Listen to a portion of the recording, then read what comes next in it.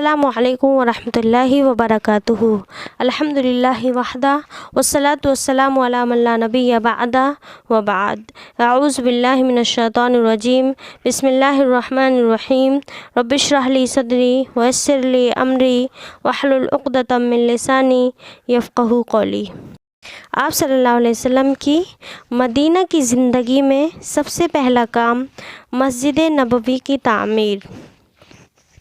رسول صلی اللہ علیہ وسلم مدینہ میں ابو ایوب انصاری رضی اللہ تعالیٰ عنہ کے مکان کے سامنے اترے اور اسی وقت فرمایا کہ انشاءاللہ یہیں ہماری منزل ہوگی۔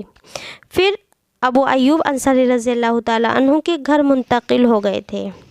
اس کے بعد نبی کریم صلی اللہ علیہ وسلم کا پہلا قدم یہ تھا کہ آپ صلی اللہ علیہ وسلم نے مسجد نبوی کی تعمیر شروع کی اور اس کے لیے وہی جگہ منتخب کی جہاں آپ صلی اللہ علیہ وسلم کی اونٹنی بیٹھی تھی۔ اس زمین کے مالک 2 یتیم بچے تھے۔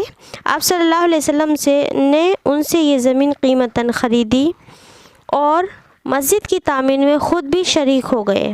آپ صلی اللہ علیہ وسلم اینٹ اور پتھر ڈھوتے تھے اور ساتھ ہی ساتھ فرماتے جاتے، اللہم لا عیش الا عیش الآخرہ فاغفر للانصار والمہاجرہ۔ اے اللہ، زندگی تو بس آخرت کی زندگی ہے، پس انصار و مہاجرین کو بخش دے۔ یہ بوجھ خیبر کا بوجھ نہیں ہے، یہ ہمارے پروردگار کے نزدیک زیادہ نیک اور پاکیزہ ہے۔ آپ صلی اللہ علیہ وسلم کے اس طرز عمل سے صحابہ اکرام رضی اللہ تعالیٰ عنہم اجمعین کے جوش و خروش اور سرگرمی میں بڑا اضافہ ہو جاتا۔ چنانچہ صحابہ کہتے تھے، اگر ہم بیٹھے رہیں اور نبی صلی اللہ علیہ وسلم کام کرے تو ہمارا یہ کام گمراہی کا کام ہوگا۔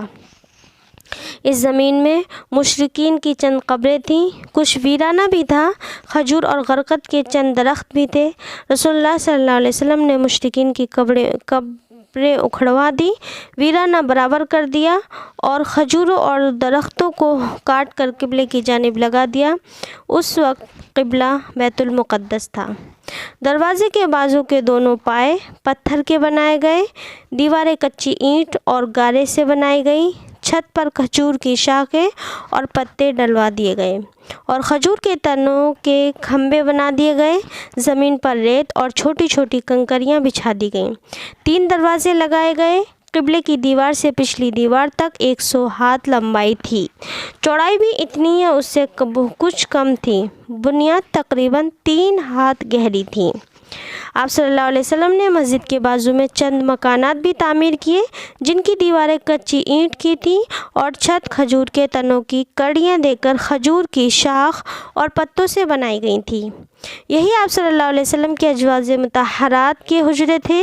ان حجروں کی تعمیر مکمل ہو جانے کے بعد آپ صلی اللہ علیہ وسلم ابو ایوب انصاری رضی اللہ تعالیٰ عنہ کے مکان سے یہیں منتقل ہو گئے تھے۔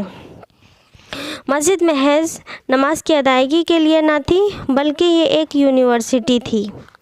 یہ ایک محفل تھی جس میں مدت و جاہلی نفرتیں اور باہمی لڑائیوں سے دوچار رہنے والے قبائل کے افراد اب میل جول محبت سے رہتے تھے۔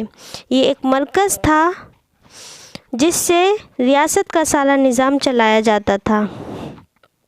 ان سب کے ساتھ ساتھ یہ مسجد ہی ان فقراء اور مہاجرین کی ایک خاص بڑی تعداد کا مسکن بھی تھی جن کا وہاں پر نہ کوئی مکان اور نہ مال اور نہ اہل و عیال تھا۔